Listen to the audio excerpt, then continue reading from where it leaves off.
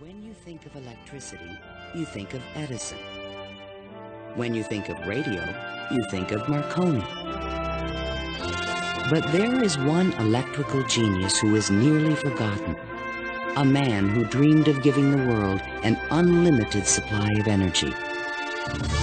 His name was Nikola Tesla, and he was the master of lightning. This program was made possible by contributions to your PBS station from viewers like you. Thank you.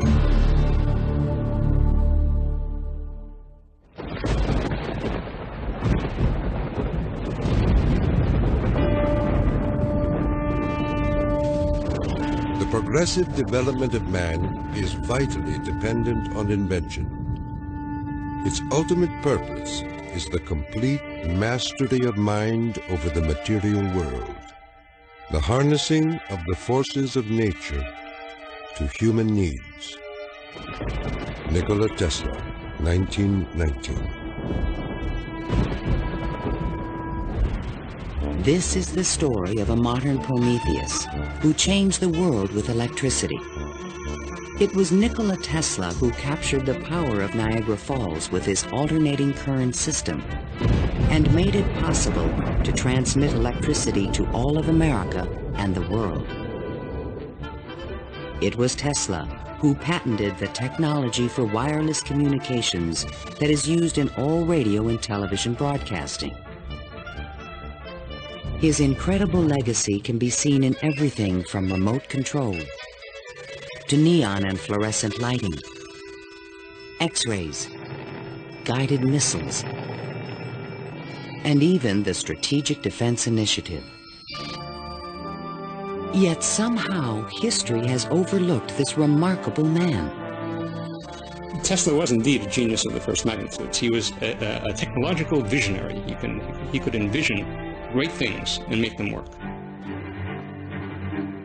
He was a foreigner, an immigrant who arrived in America with only his dreams.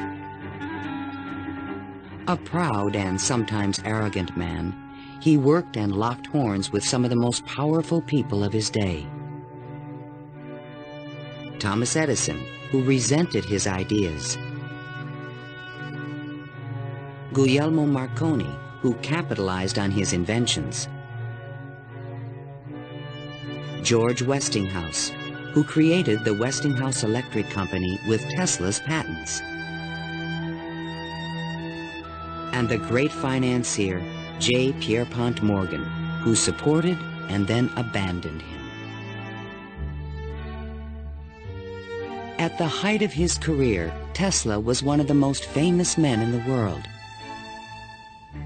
His inventions helped America grow into a powerful industrial nation.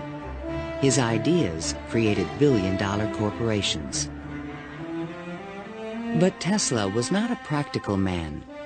Always driven toward the next great breakthrough, he failed to protect his commercial interests. In the end, others made fortunes with his inventions, and he wound up penniless and rejected. Money does not mean to me what it does to other men. All my money has been invested in inventions to make man's life a little easier. He was a visionary genius. There aren't many of them. And he was willing to give his life to his visions. We have to evolve means for obtaining energy from stores which are forever inexhaustible. What I intend to show you now, step by step, is how I finally reached my dream.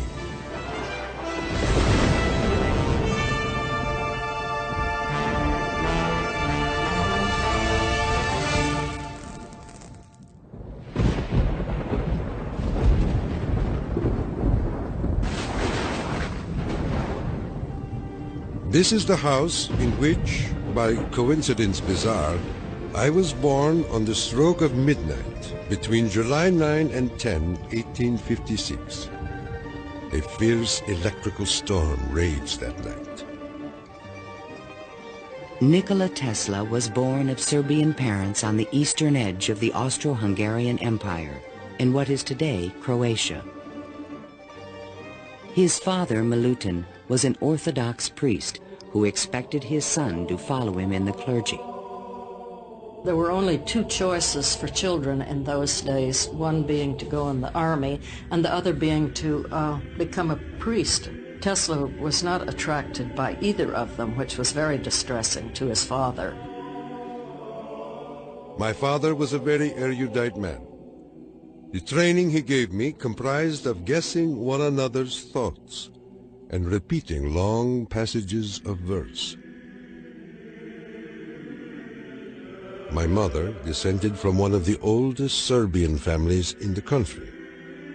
She invented and constructed all kinds of tools and devices and wove the finest designs from thread. Her fingers were nimble enough to tie 3 knots in an eyelash.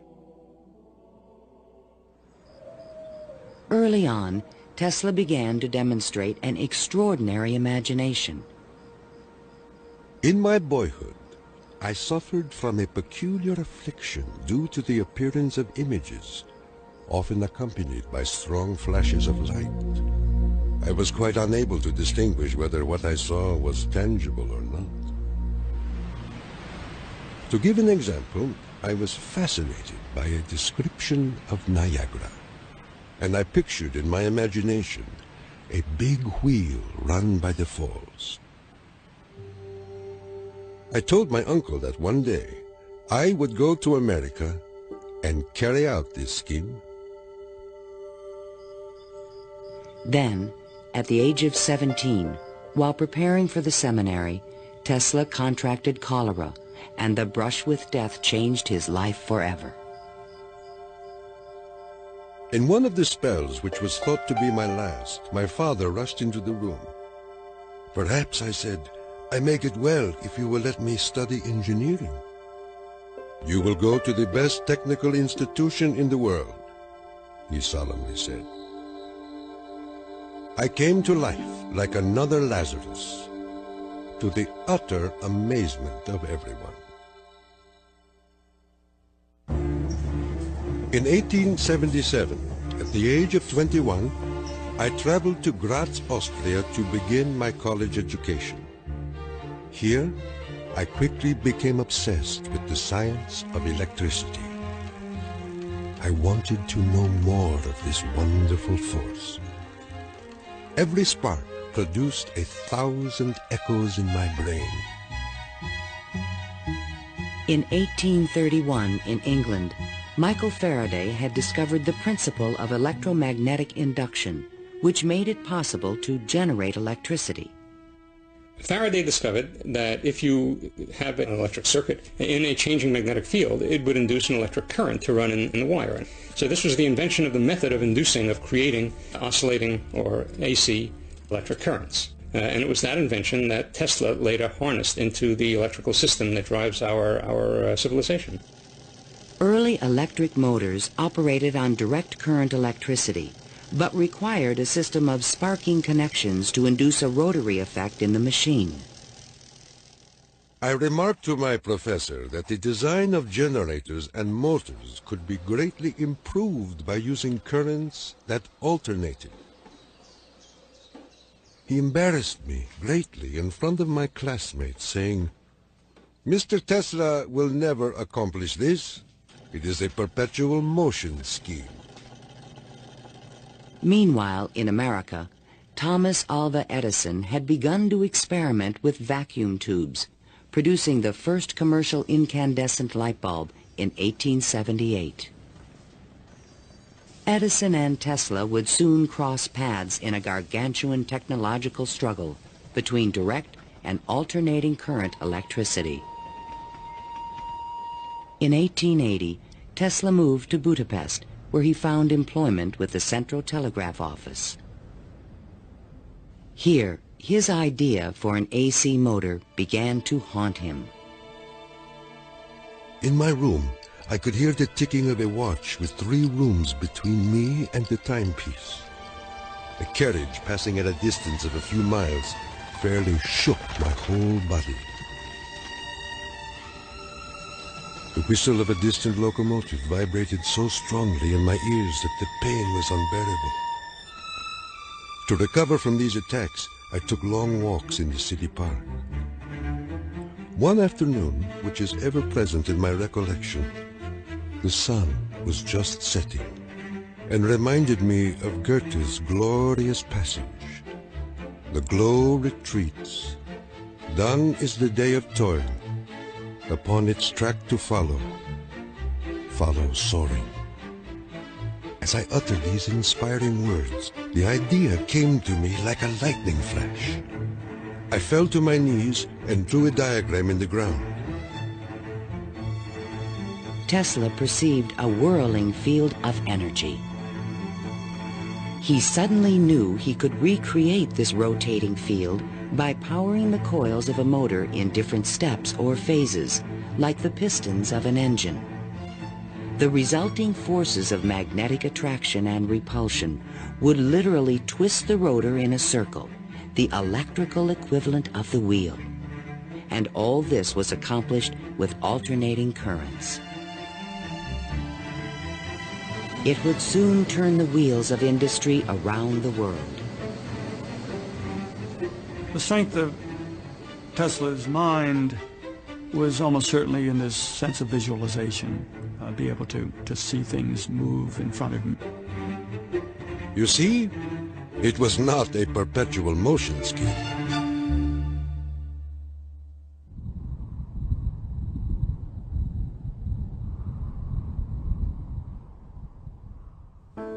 It had been the height of my ambition and my most ardent wish to see America and come in contact with the great Thomas Edison.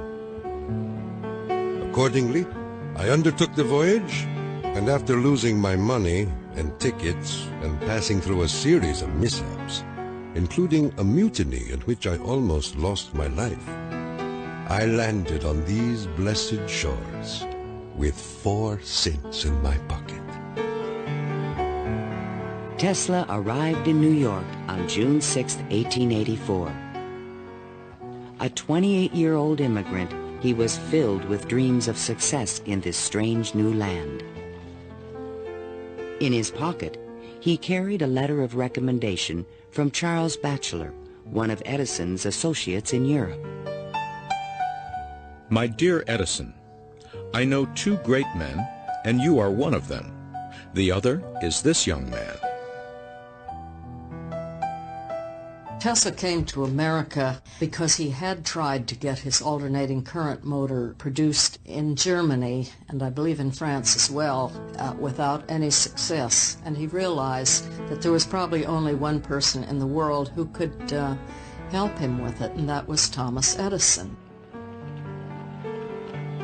New York had had electricity since the late 1870s.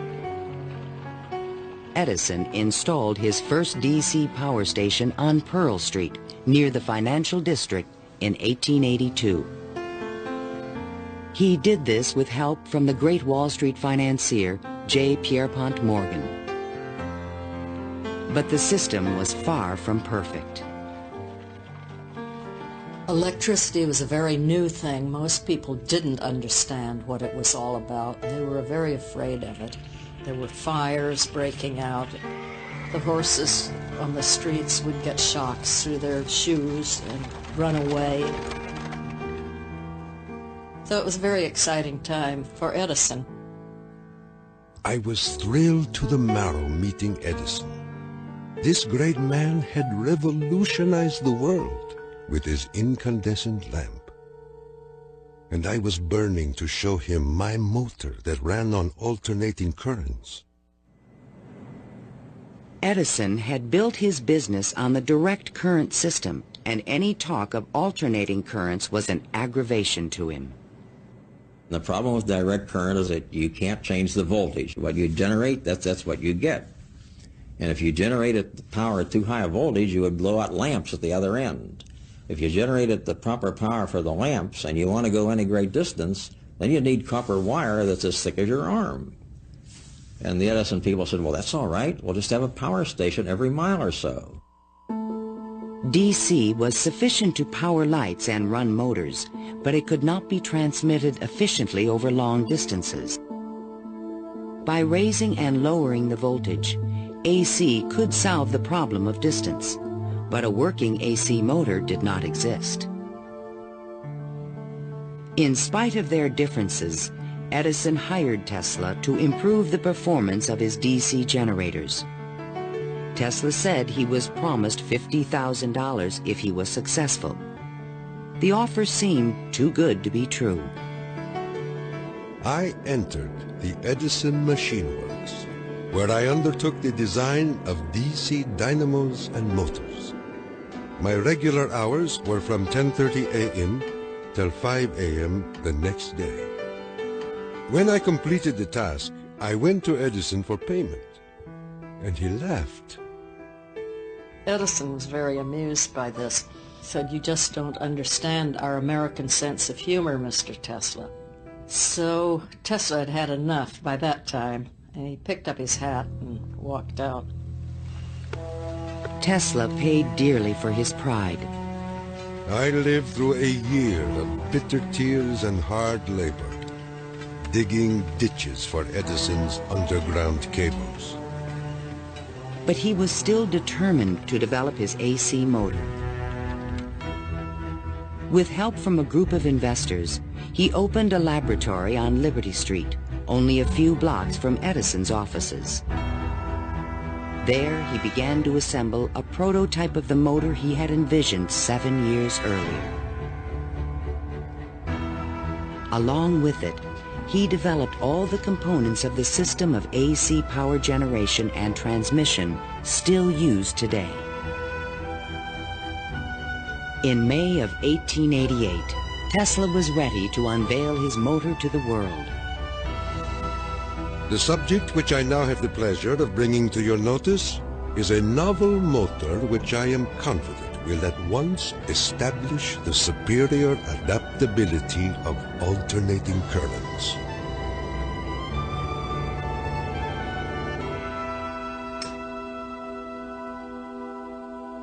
Over the next 5 years, 22 U.S. patents were awarded to Nikola Tesla for AC motors, generators, transformers, and transmission lines, the most valuable patents since the invention of the telephone. One of the few men who understood the great potential of Tesla's inventions was the Pittsburgh industrialist George Westinghouse.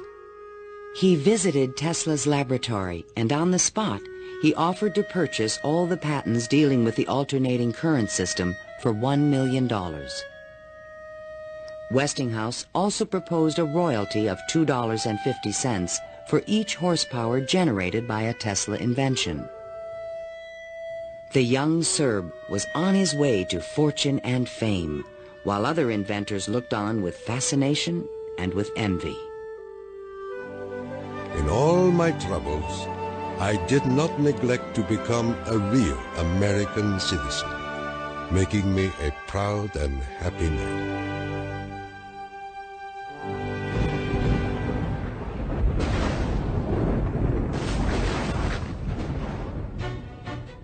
During the late 1880s, Edison began a negative media campaign to discredit the alternating current system of electricity being developed by Westinghouse and Tesla. It became known as the War of the Currents. My personal desire would be to prohibit entirely the use of alternating currents. They are as unnecessary as they are dangerous. Edison employees demonstrated the dangers of alternating current by electrocuting animals in public demonstrations. Just as certain as death, Westinghouse will kill a customer within 6 months after he puts in a system of any size. None of his plans worry me in the least. An Edison associate suggested using alternating current as a means of executing criminals. A test took place at New York's Auburn State Prison in 1890. Several gruesome attempts were required to kill the victim. disgusted witnesses claimed his spinal cord burst into flame. The infliction of the death penalty is not only barbarous and inhuman, but unnecessary as a factor in the scheme of modern civilization. The War of the Currents came to a dramatic head in 1893. The Columbian Exposition in Chicago was to be the first World's Fair lighted by electricity. The Edison Company, the Thomson-Houston Company, they all got together and formed General Electric Company, 1892. And one of the first things they did, of course, was put in a bid for the job at the fair. Their bid was roughly $1 million. The Westinghouse bid was about $500,000, and naturally, Westinghouse got the job. In retaliation, GE refused to sell Westinghouse any of their Edison light bulbs.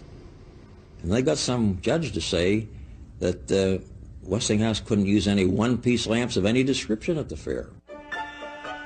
Westinghouse frantically devised a two-piece stopper lamp by fair time and saved the day. Now Tesla had a chance to make history in Chicago. His large AC generators would supply all of the fair's electricity and prove that his system would work on a large scale. On May 1st, 1893, 100,000 eager spectators filed into the fairgrounds, awed by the gleaming neoclassical architecture.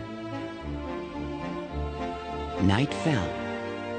President Grover Cleveland pressed a button, and the fairgrounds exploded with brilliant tube lighting and multicolored searchlights. The most incredible display of lighting the world had ever seen.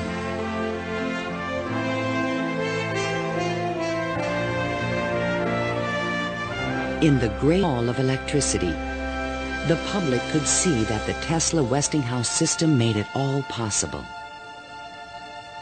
To overcome the impression that AC was dangerous, Tesla put on remarkable demonstrations. He created a device called the Egg of Columbus to show the rotating magnetic field created by his AC motor.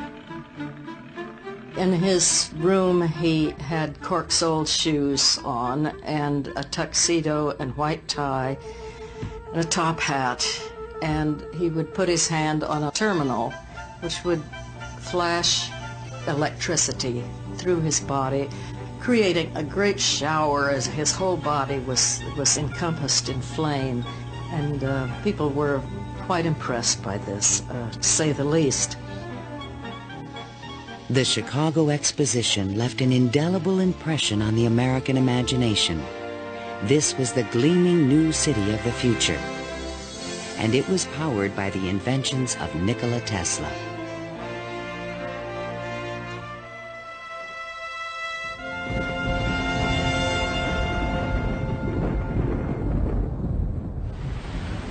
Since childhood, Tesla had dreamed of harnessing the power of the great natural wonder called Niagara Falls. The famous British physicist Lord Kelvin was now head of an international commission to find a way to use the fall's power. He had sent a cable to all the other members of his commission, and it said, "Trust you avoid the gigantic mistake of alternating current." But all this dramatically changed when Lord Kelvin attended the Chicago Exposition and saw the AC system in operation. A contract was immediately awarded to Westinghouse Electric to power the mighty cataract with AC. The technical challenge was daunting. The Niagara plan called for 3 5,000 horsepower alternators, the largest generators ever made. Tesla and Westinghouse engineers had heated disagreements about the operating frequency. Even when the system was finally installed, Tesla was the only person who was certain it would operate. The technical details have been completely worked out. All that now remains is for the switch to be thrown. In 1896, The system went online, and the electrical age began. The waters of the upper Niagara turned enormous water turbines connected by shafts to the massive 5,000 horsepower generators.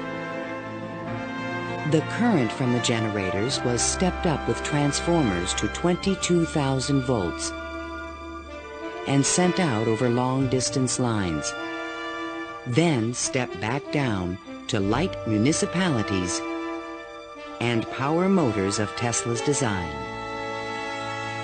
The Niagara Falls Gazette proclaimed, "This morning, the streetcars of this city are moving by Falls power.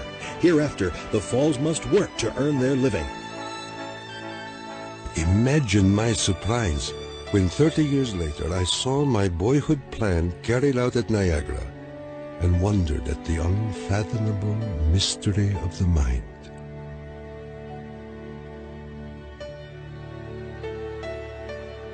Within a few years, the number of generators at Niagara was increased to 10. By the turn of the century, the power lines stretched 360 miles to New York City.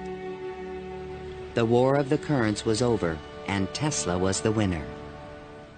By the time Tesla effectively arrives on the scene with his motor, Edison is out of the business. He's basically written out of his own company. This was something Edison would not soon forget.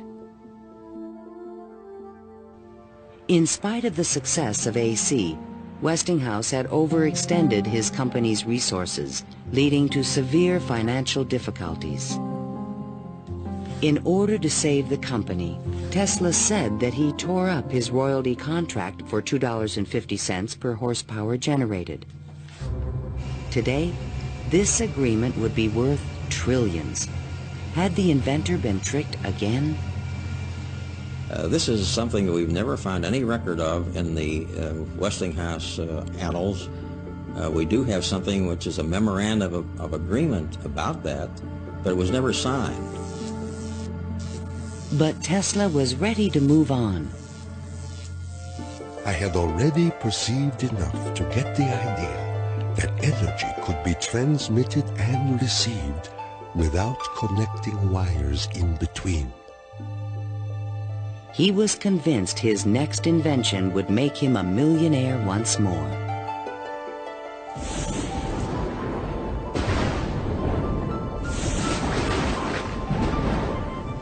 My services with Westinghouse being no longer essential, I resumed experimental work in a laboratory on Grand Street, where I began immediately the design of high-frequency machines. Following the success of Niagara, Tesla was at the height of social acclaim. Everyone wanted to know more of this mysterious foreigner who was transforming the world with his electrical inventions.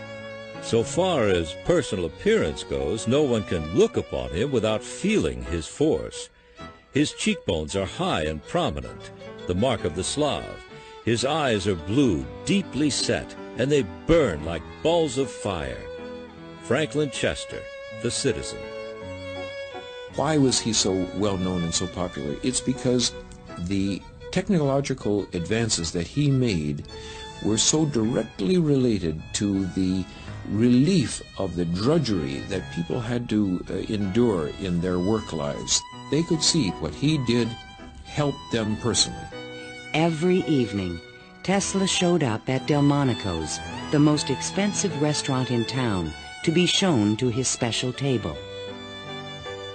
He is fanatical about his dress, usually sporting a fine waistcoat, white leather gloves, and a derby hat on his head. He is meticulous about his health and drinks a glass of whiskey a day, saying it will increase his life expectancy to 150 years of age. Tesla hobnobbed with the leading politicians, millionaires, and celebrities of the era. This was the best way for independent inventors to find support for their projects. His friends were the New York elite, John Jacob Astor, William K. Vanderbilt, and the writer Mark Twain. I have just seen the drawings and description of an electrical machine lately patented by Mr. Tesla, which will revolutionize the whole electric business of the world. One of Tesla's closest friends was Robert Underwood Johnson, editor of the prestigious Century magazine. Johnson's wife was deeply in love with Tesla. My dear Nicky, do leave aside the millionaires and Fifth Avenue for some simple pleasures. From one distinguished only by a great weakness, Katherine Johnson. In fact, the world-famous inventor was also New York's most intriguing bachelor. The fact that he never married, I think, had almost nothing to do with his interest in women. It appeared that he was always very interested and was attractive to women. Many women sought his attention.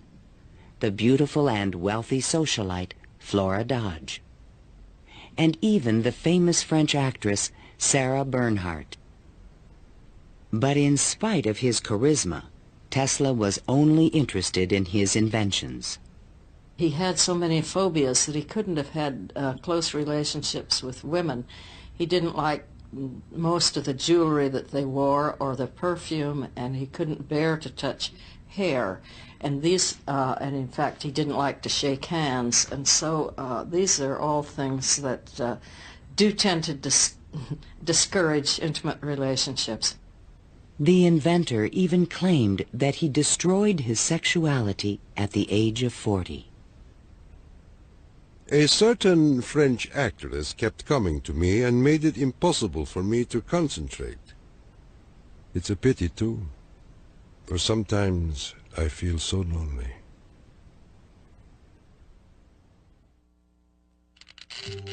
Throughout the 1890s, alongside his work on AC power technology, Tesla was also experimenting with high-frequency electricity. In 1873, James Clerk Maxwell in England had proven mathematically that light was electromagnetic radiation. Light was electricity, vibrating at an extremely high frequency. To explore this unknown world, Tesla invented a unique device, still known today as a Tesla coil. The Tesla coil is an instrument that can step up voltages to high voltages at high frequencies.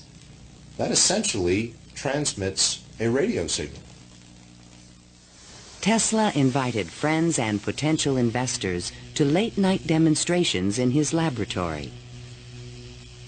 In experiments, he would permit his guests to pass thousands of volts of electricity through their bodies to light a lamp or melt a wire in their hands. Mark Twain was always a willing subject. Thunder is good. Thunder is impressive. But it is lightning that does the work. Even today, it would be a little bit scary to go into Tesla's laboratory, and in those days when people didn't know anything about electricity, it must have been terrifying. With high frequencies, Tesla developed some of the first neon and fluorescent illumination. He also took the first X-ray photographs. But these discoveries quickly paled one day in 1890 when a vacuum tube illuminated in his hand without any wire connection. To me, it was the first evidence that I was transmitting energy through the air. This was the beginning of Tesla's lifelong obsession, the wireless transmission of energy.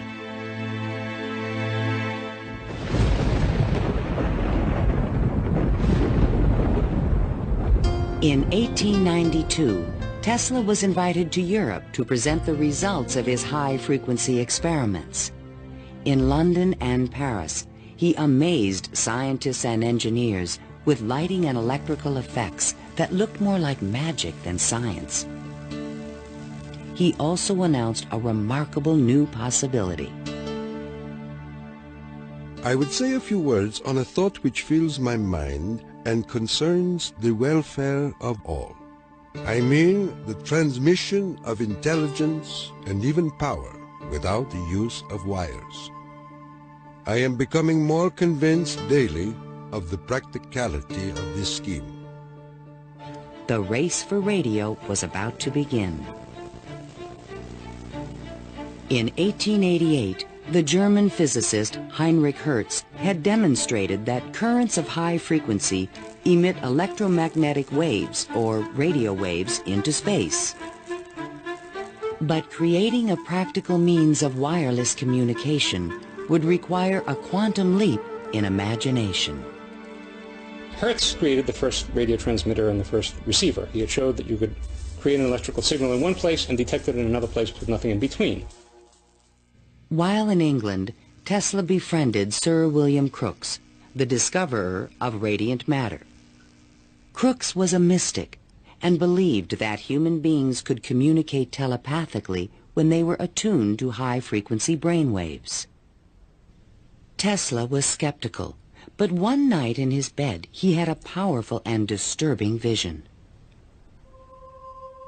I saw a cloud carrying angelic figures, one of whom gradually assumed the features of my mother. In that instant, a certitude, which no words can express, came upon me that my mother had died. And that was true. Tesla was convinced that he and his mother were tuned to the same frequency.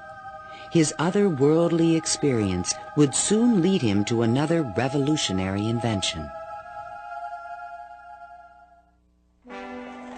On his return to New York in 1893, Tesla banished himself from social life and disappeared into his new laboratory on South Fifth Avenue. Following his uncanny intuition, he soon discovered that Tesla coils would transmit and receive powerful radio signals when they were tuned to resonate at the same frequency. Tuning is the key to all radio and television transmission. In my laboratory, I could take in my hands a coil tuned to my body and collect 3/4 horsepower anywhere in the room without any tangible connection. Sometimes I would produce flames shooting out from my head and run a motor in my hands, or light 6 or 8 lamps. By early 1895, Tesla was ready to transmit a signal 50 miles to West Point, New York. He could now produce 1 million volts with his new conical coil. But that year, on the Ides of March, disaster struck. Fire broke out in the building which housed Tesla's laboratory. Everything was lost. Utterly disheartened and broken in spirit, Nikola Tesla, one of the world's greatest electricians, returned to his room in the Gerlach yesterday morning and took to his bed. He has not arisen since. I was devastated. What could I say? The work of a lifetime lost in a fire that lasted only an hour or so. The timing could not have been worse. In England, a young Italian experimenter named Guglielmo Marconi had been hard at work and created a device for wireless telegraphy. Concerned that Marconi would exploit his ideas, Tesla opened a new laboratory and rushed to complete his own system for wireless communication. This patent, filed by Tesla in September 1897, is the fundamental technology for radio. But it would be 50 years before Tesla got credit for his invention. Various people in various different countries had the idea of exploiting this as a means of communication. But I think Tesla was the one with the real vision, in which you would broadcast signals on a definite carrier frequency, And then you would have a series of antennas that were sensitive to one frequency only, tuned to a certain frequency, and would detect just one of these signals and make an intelligible transmission. Once again, his vision describes the world that we live in.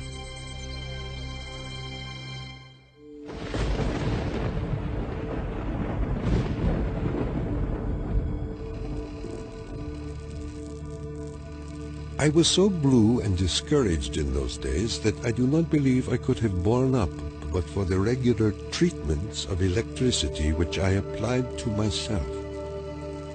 It puts into a tired body what it needs most, life force. Following the destruction of his laboratory, Tesla developed a deeper interest in Eastern thought and spiritualism. Mr. Tesla was charmed to hear about the Vedantic prana and Akash and the Kalpis, which he claims are the only theories modern science can entertain. Inspired by the Hindu teacher Swami Vivekananda, Tesla began to look at the universe as a symphony of vibrations and waves. We are whirling through endless space with an inconceivable speed. Everything is spinning. Everywhere there is energy. There must be some way of availing ourselves of this energy more completely. In 1898, an unusual experiment took place in Tesla's laboratory. He attached a small mechanical oscillator to an iron pillar. Precisely timed pulses from the device made the entire building tremble. Windows started crashing around the area, and he, being at the epicenter, didn't notice anything happening until some police came bursting into his laboratory.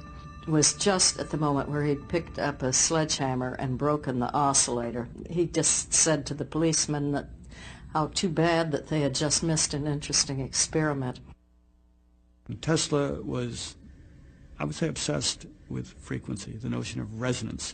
The story where he takes the device and puts it on the girder in his office and, gets the frequency of the building and supposedly, it's an apocryphal story, I'm sure, but it gets right at the core that, hey, if I've got the right frequency, I can move the world. And indeed, he talks about the frequency of the earth, and that if he can do that, he can, almost literally split the earth in half.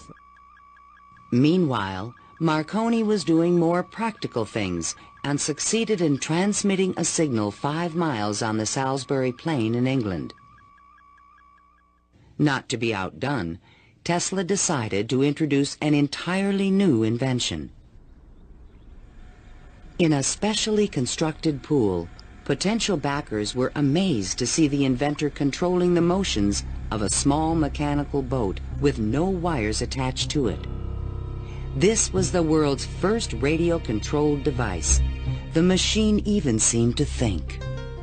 Someone threw out the question, what is the cube root of 64? And 4 flashes came back. The audience was so surprised, Tesla had to remove the lid to prove no one was inside. Tesla developed his radio-controlled boat in 1898 and patented it and thought it was an armament for war. He rationalized this as a means of ending war. The military who looked at it thought it was too complicated and vulnerable. Soon after the demonstration, Mark Twain wrote from Austria. Dear Mr. Tesla, have you the Austrian and English patents on that destructive terror which you have been inventing, and thus make war henceforth impossible? If so, won't you set a price on them and commission me to sell them? Sincerely yours, Mark Twain. But I have no desire to be remembered as the inventor of a purely destructive device. I prefer to be remembered as the inventor who abolished war. That will be my highest pride.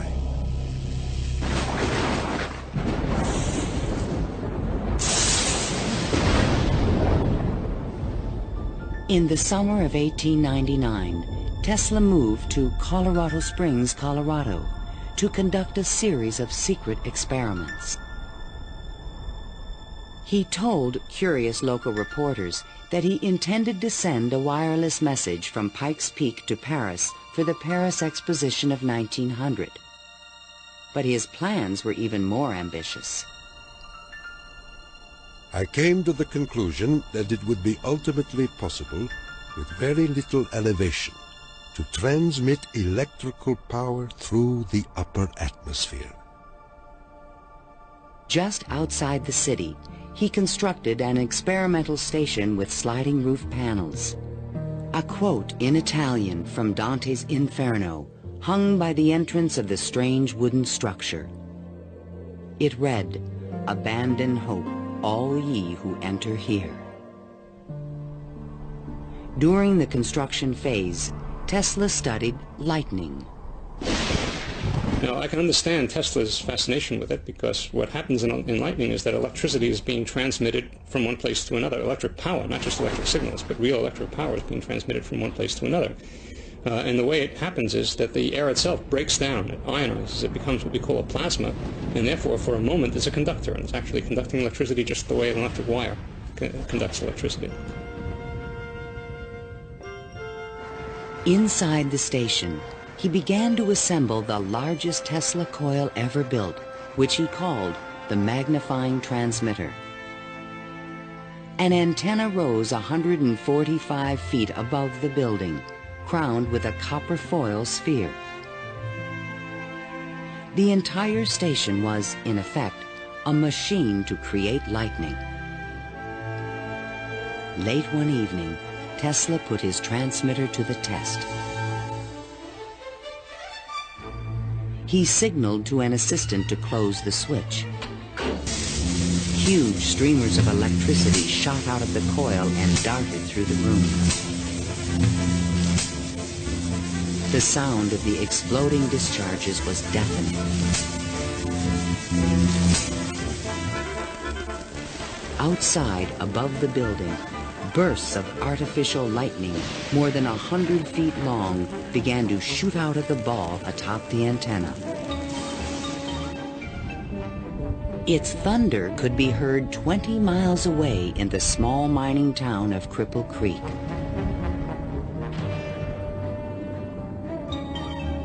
Suddenly, the lightning stopped, and the entire city of Colorado Springs was plunged into darkness.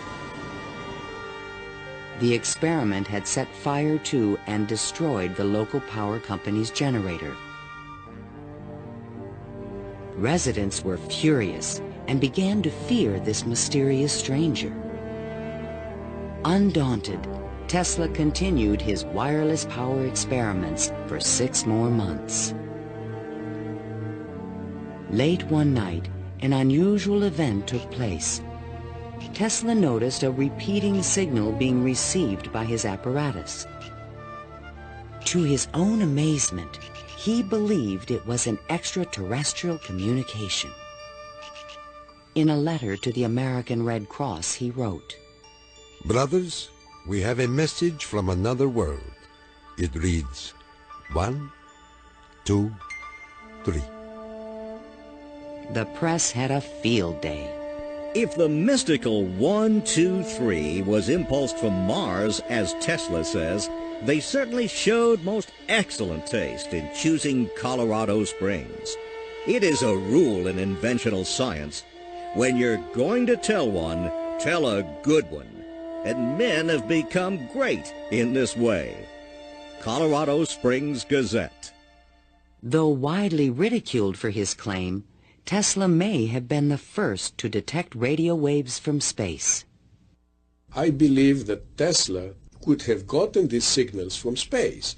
We are getting them today, and these are the radio telescopes. That's what radio telescopes do today, receive signals from space. They are not from alien civilizations, but they are from the sun and from the stars.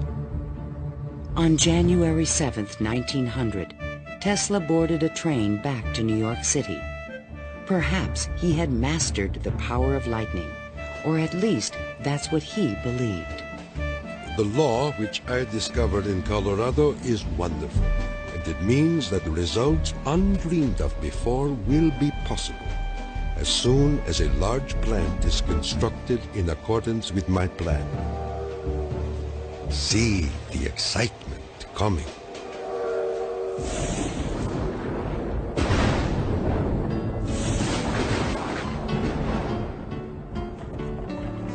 When Tesla arrived home, it was a brand new century. Electricity was fueling the tremendous growth of the city. And now, there was talk in the air about the new art of wireless communication. Marconi arrived in New York in 1900 to attract investors for his new company, Marconi America. He filed a U.S. patent for a system of wireless telegraphy, but it was rejected because it was similar to Tesla's invention. It became obvious, I think, to Marconi as well as to other experimenters of the time that the Tesla system was an efficient, powerful resonator that would produce electromagnetic waves that you could work with. Confident in the future, Tesla took up residence in the Waldorf Astoria Hotel and wrote a sensational article for Century magazine. First, let us ask, what is the spring that drives all? All this energy emanates from one single center, one single source, the sun. In this detailed futuristic vision, he described a means of tapping the sun's energy with an antenna. He suggested that it would be possible to control the weather with electrical energy. He predicted that wars would soon be eliminated by machines. And to unite all nations, he proposed a global system of wireless communications. When wireless is fully applied, the Earth will be converted into a huge brain, capable of response in every one of its parts. It tells us about a vision he had for both power and communications, that he wasn't going to think small. He was going to think globally on this. And that's all very nice if it works. The idea of a global communications network was very appealing to one of the world's most powerful men, J. Pierpont Morgan. He agreed to invest $150,000 into Tesla's worldwide radio broadcast center. But the inventor's real plan was to transmit without wires industrial levels of electrical power. Tesla chose to keep this a secret from his investor. In the summer of 1900, Tesla moved to Shoreham, Long Island, and began construction of a huge tower and plant called Wardenclyffe. This Tower of Dreams was made entirely of large wood beams and rose 187 feet above the ground. The plant next to the tower was designed by the architect Stanford White and was constructed under strict secrecy. He certainly could have sent signals across the Atlantic with no trouble with a station of that magnitude. But he was still pursuing wireless power transmission. The tower would light up at night, shooting sparks, making noises. Such experiments, they alarmed the whole area. Then, on December 8, 1901, Marconi took another step forward and transmitted his famous letter S across the Atlantic. Tesla dismissed the Italian's advances. Marconi is a good fellow. Let him continue. He is using 17 of my patents. The simple fact about Marconi is that he used Tesla's system to transmit signals and claimed that these were ideas that he had developed himself. Morgan began to doubt the wisdom of his investment. Marconi's system not only worked, it was also inexpensive. And technical problems were beginning to catch up with Tesla. He went back to Morgan again, asked for more money. Morgan says, "Where's the radio transmissions across the Atlantic? How's that coming along?" Well, it wasn't coming along. Tesla was forced to tell Morgan his real plan. What I contemplate and what I can certainly accomplish, Mr. Morgan, is not a simple transmission of messages, but rather the worldwide transmission of electrical power. A single plant of but 100 horsepower can operate hundreds of millions of instruments. But Morgan was a practical businessman and had already decided to back Marconi. I have received your letter, and in reply would say that I should not feel disposed at present to make any further advances. J. Pierpont Morgan. Word spread rapidly that the investor had pulled out of Wardenclyffe, and Tesla was financially ruined. Late one night in 1903, the residents of Shoreham were astonished to see bright light emanating from the tower, and an effect in the air like the aurora borealis. But in fact, Tesla could not transmit wireless power. And his major defect was he was dreaming, but he was doing very few calculations on paper. Because on paper he could have realized that you can transmit power, but not very much power. You can transmit power to hear the radio or for television or for a telephone. But once you want to start to turn in lights in which you really need high currents, the power gets diluted because space is very large. To his dying day, Tesla believed it could be done. It is not a dream. It is a simple feat of scientific electrical engineering, only expensive. Blind, faint-hearted, doubting world.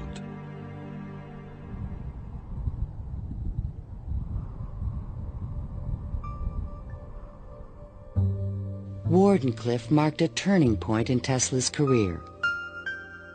Like a modern Prometheus, he had reached too high and failed. In 1904, the U.S. Patent Office suddenly reversed its previous decisions and gave Marconi a patent for radio.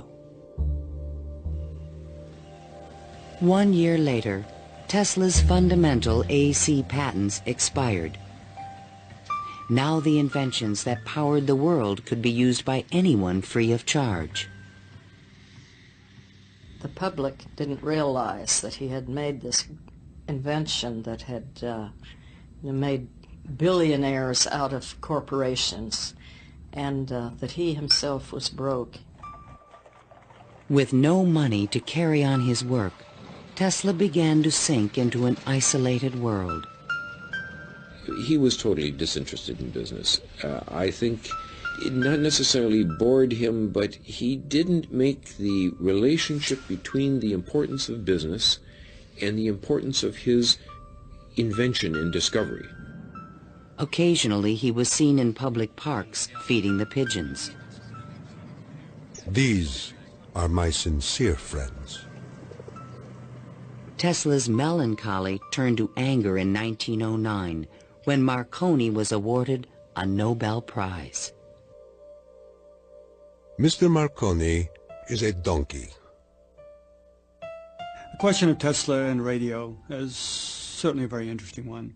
It's clear that Tesla, in terms of certain basic notions of radio, was very early, if not first, in expressing them and even of getting of taking them to the patent stage. In desperate need of money, Tesla brought suit against the Marconi company, claiming that his patent rights had been infringed. But he lacked the resources to wage a legal battle with a large corporation, and ultimately gave up. Marconi had received the Nobel Prize for work that Tesla correctly believed to be his own. I suppose everything is fair in wireless as in warfare. In 1915, the Nobel Prize entered Tesla's life once again. The Swedish government has decided to distribute the Nobel Prizes next week as follows. Physics, Thomas A. Edison and Nikola Tesla. Even Tesla was surprised by the front-page announcement in the New York Times. I have concluded the honor conferred upon me concerns the transmission of electrical energy without wires. But 1 week later, the award was given to William H. Bragg of Oxford, England, for his work with X-rays and crystal structure. The embarrassing situation was never really explained. A rumor spread that Tesla had refused to share the prize with Edison. The difference that the Nobel Prize could have made in Tesla's life soon became evident. Testimony given by Nikola Tesla, the electrical inventor, in a judgment for $935 back taxes was filed yesterday. Mr. Tesla said under oath that he was penniless and had been living on credit. In an attempt to give him long overdue recognition, the American Institute of Electrical Engineers decided to award Tesla their prestigious Edison Medal. But on the night of the presentation, the guest of honor was missing. And Edison was conveniently away on business. They found Tesla across the street by the New York Public Library, feeding the pigeons. Later that night, he was persuaded to accept his medal and announced that he had finally completed his invention to transmit wireless power. The energy goes to a distant place, and you will see something like the Aurora Borealis. To conclude, we are coming to great results. The audience thought Tesla was losing touch with reality.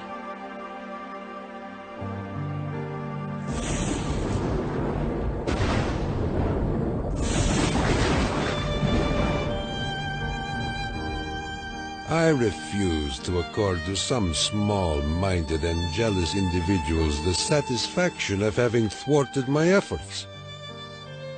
These men are nothing more to me than microbes of a nasty disease. Well, by that time, you know, Tesla had ceased to have any financial means. He was virtually dependent on being helped by hotels and people that he knew.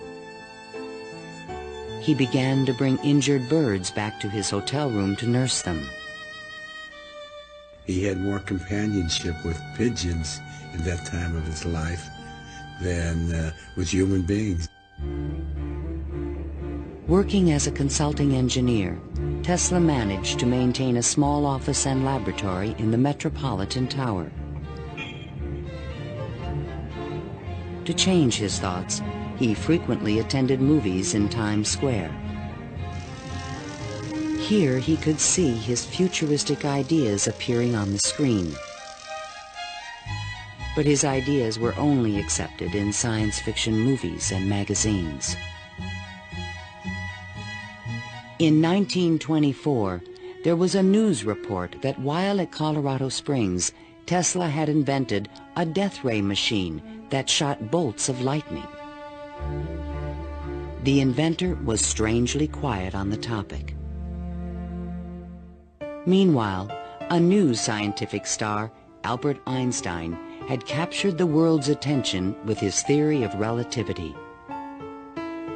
Tesla continuously attacked the validity of Einstein's work. Scientists today wander through equation after equation that have no relation to reality. If we were to release the energy of atoms, instead of a blessing, it might bring disaster to mankind. But no one took him seriously. I think that every generation of scientists feels that the new ideas that come along that replace their own ideas represent a loss rather than a gain. Tesla believed that Einstein was taking us intellectually in the wrong direction. Rejected by traditional science, Tesla's interests again turned to the esoteric. His intellect seemed to embrace a lot of different areas quite easily.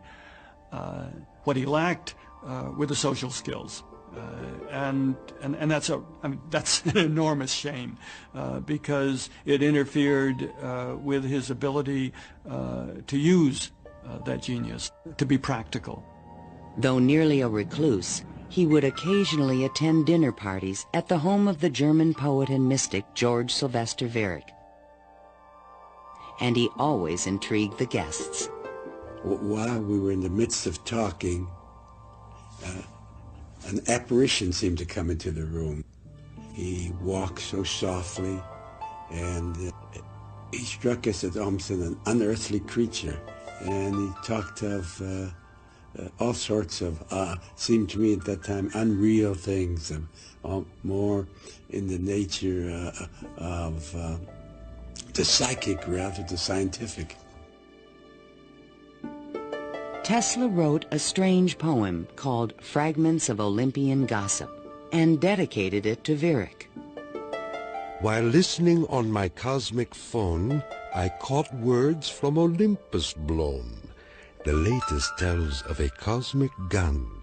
To be pelted is very poor fun. The meaning of the poem would soon be explained.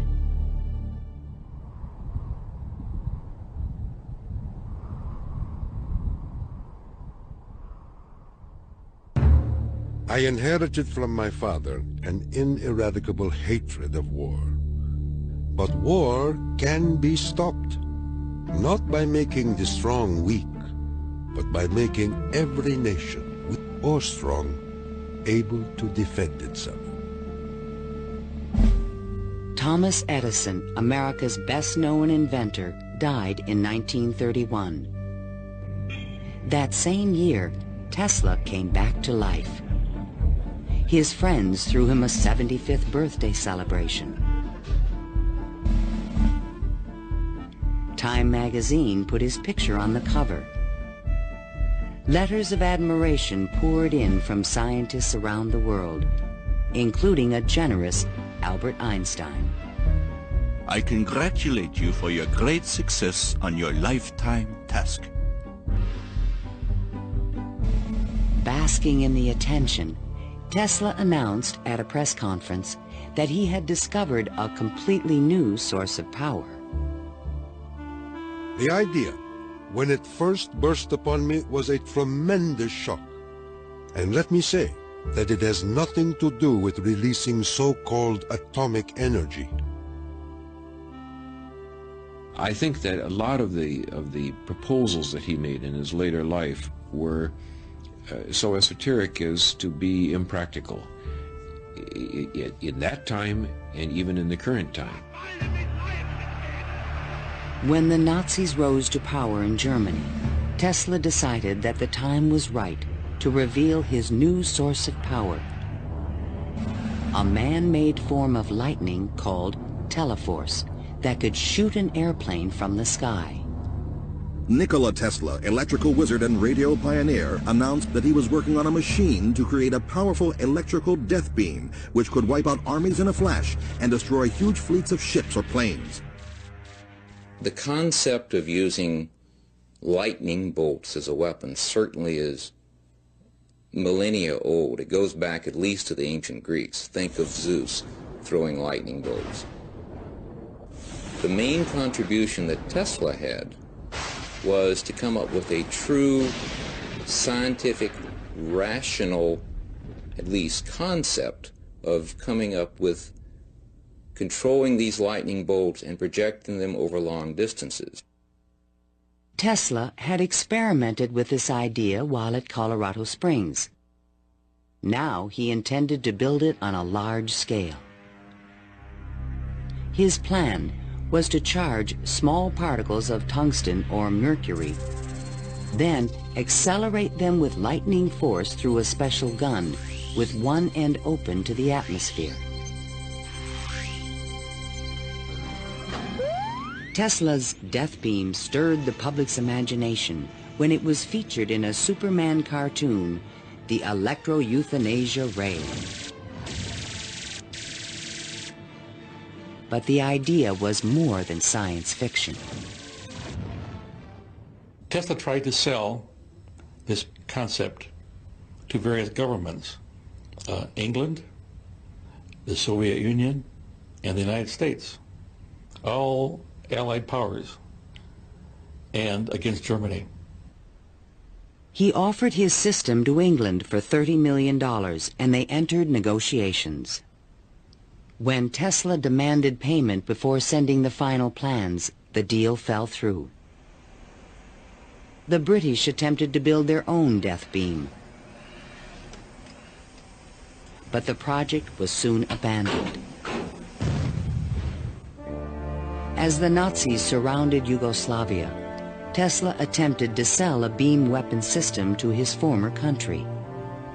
There should be needed 9 stations, 4 for Serbia, 3 for Croatia, and 2 for Slovenia, and it will protect our dearest homeland.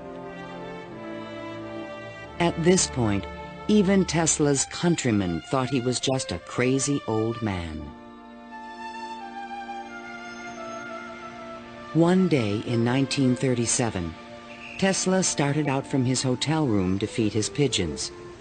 Suddenly, a few blocks from the hotel, he was hit by a taxi and thrown to the ground. 3 of his ribs were broken. He was 81 years old. Remembering what he did for their company, Westinghouse executives agreed to pay his room and board for the rest of his life. The inventor also received a small stipend from the Yugoslav government. During the Christmas season of 1942, Tesla's death was imminent. Again, he attempted to interest the United States in his beam weapon concept. At the recommendation of 2 government engineers, a meeting of high-level officials was scheduled at the White House for January 8, 1943, to consider his plans. But the meeting never took place.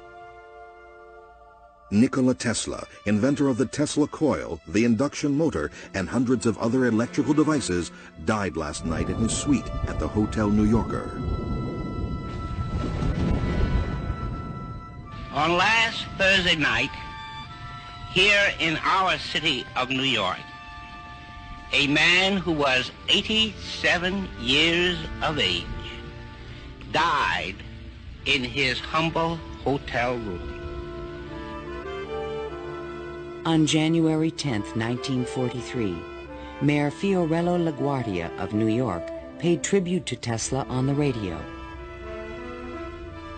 He died in poverty, but he was one of the most useful and successful men who ever lived. Were we to eliminate from our industrial world the result of Tesla's work, the wheels of industry would cease to turn, and our electric trains and cars would stop. Our towns would be dark, our mills and factories dead and night. But Tesla is not dead. The important part of Tesla lives in his achievement, which is great, an integral part of our civilization, of our daily lives, of our current war effort. Ironically, only 5 months after Tesla's death, the United States Supreme Court declared elements of the Marconi patent invalid. The decision confirmed Nikola Tesla's patent priority for the fundamental technology of radio.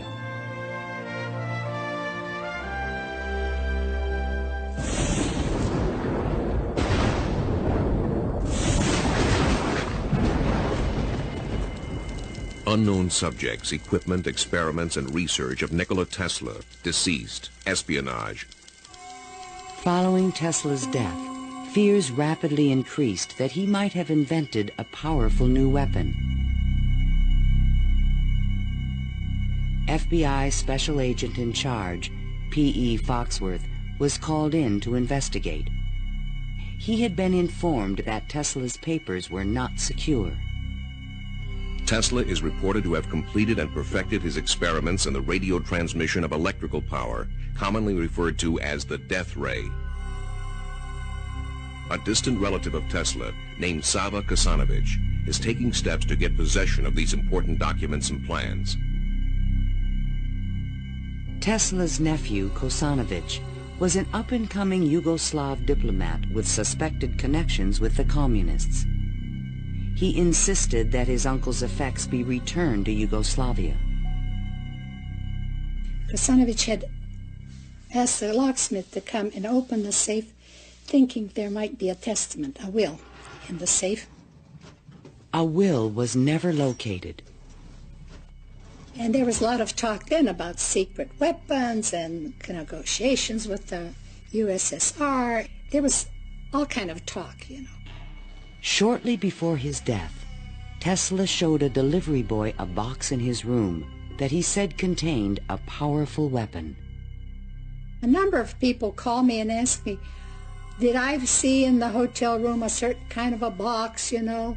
They were looking for some secret contraption that Tesla had invented. I never saw anything like that. The U.S. Office of Alien Property immediately seized all of Tesla's possessions until their ownership could be established. There's every evidence that they did look through all his papers, because the papers were not in order and certain things were missing. All his technical papers on beam weapons were secretly microfilmed by U.S. military agents. On August 6, 1945, the first atomic bomb was exploded on Hiroshima, Japan. Soon after, the bomb would be in the Soviets' hands. During this period, copies of Tesla's papers on the beam weapon were shipped to Wright Field in Dayton, Ohio. There, a top-secret research program began called Project Nick to find a defense against nuclear missile attack. Copies of some of his papers were sent to Wright-Patterson in 1945. Not to my facility, not even the predecessor of my facility, but to another part of the base for analysis. And then they vanished. Nobody seems to know what happened to them. In 1952, Sava Kasanovich obtained permission from U.S. authorities to return Tesla's estate, still stored in New York, to the inventor's homeland. I personally believe that the U.S. government may have overlooked some things of value in the Tesla papers before they were released to the Yugoslav government. A Tesla museum was opened in Belgrade by Yugoslavia's president, Marshal Tito. But during the Cold War, the museum was off limits to Western scientists and scholars. Then, in 1960, Soviet Premier Khrushchev announced that the USSR had developed a powerful new weapon. There was concern in the U.S. that the Russians may have access to Tesla's missing papers on beam weapons in Belgrade and elsewhere. It's possible that these papers on the particle beam weapon were obtained by the Soviet Union, but it wasn't the only copy. In other words, I think that the United States has always had Tesla's papers on particle beam weaponry. An American beam weapon program began at Lawrence Livermore Laboratories, but engineers could not produce an effective directed energy weapon. I've always been a sort of a fan of Nikola Tesla, an admirer, and definitely he had the concept of a charged particle beam weapon back in the 1930s. I haven't a clue, to be quite honest, how he meant to actually do it. In 1978, evidence suggested that the Soviets were attempting to build a huge beam weapon near Semipalatinsk in the Ukraine. Soon after, President Ronald Reagan announced the Strategic Defense Initiative in March 1983. I call upon the scientific community in our country, those who gave us nuclear weapons, to turn their great talents now to the cause of mankind and world peace, to give us the means of rendering these nuclear weapons impotent and obsolete. Tesla's concept for a beam weapon defense shield was finally taken seriously by the United States to combat the destructive threat of atomic weapons. In spite of circumstantial evidence, there is no direct proof that Tesla's ideas or plans were used in the Strategic Defense Initiative. And even today, after decades of investment and research, scientists still disagree on whether beam weapons are realistic. Basically, let me just make a short statement. That's all I'm really at liberty to say, is that a considerable amount of effort has taken place in the United States and in a number of other countries trying to get these things up to a real weaponizable status. Let me stop at that point. No U.S. government archive has any record of Tesla's technical papers, which were copied immediately after his death. And what has become of Tesla's great dream to transmit electrical power without wires? This is the Navy and Air Force High Frequency Active Auroral Research Program, or HAARP, in Gacona, Alaska. The large antenna array is designed to beam high-energy microwaves into the ionosphere. Tesla was his genius because way before anybody knew or even understood the physics of the Earth and what we call today the ionosphere, which is a layer of ionized particles about 80 kilometers above the Earth, he conceived it and he tried to use it to produce a variety of new concepts.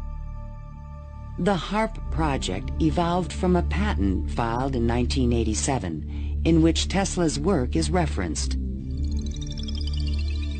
It proposed using the ionosphere like an enormous electrical circuit to transmit power around the planet. It even described a means of changing the weather by superheating portions of the upper atmosphere with microwave energy. Tesla proposed that it might be possible to modify the weather by using radio waves. I believe that this is impossible. Ionospheric modification is still in its early experimental stages, but microwave technology has already made it possible to transmit wireless power with the use of satellites. We go to Alaska, and in Alaska there is natural gas. In order to send it somewhere, you have to create a pipeline. That's very expensive. So we said, all right, let's go into Alaska, create microwaves from the natural gas, send them to a satellite at a particular geosynchronous orbit, put a reflector there, and send it to Japan.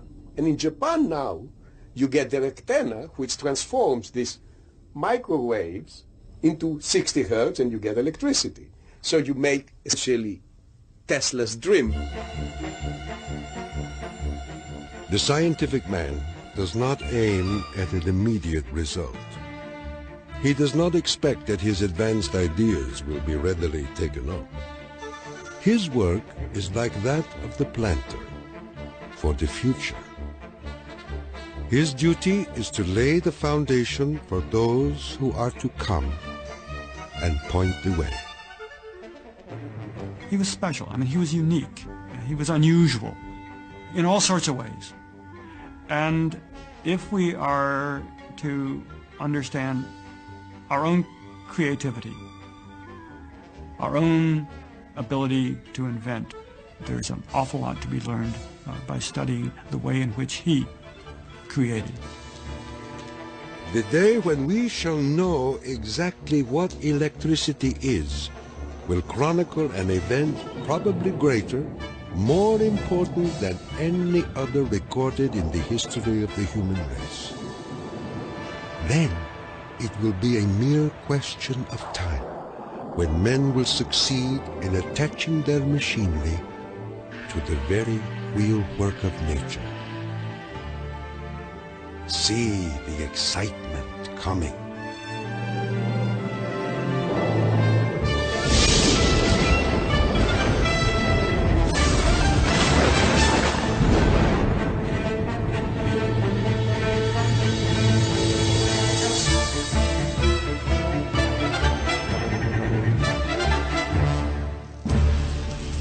To learn more about Nikola Tesla, visit PBS online at pbs.org.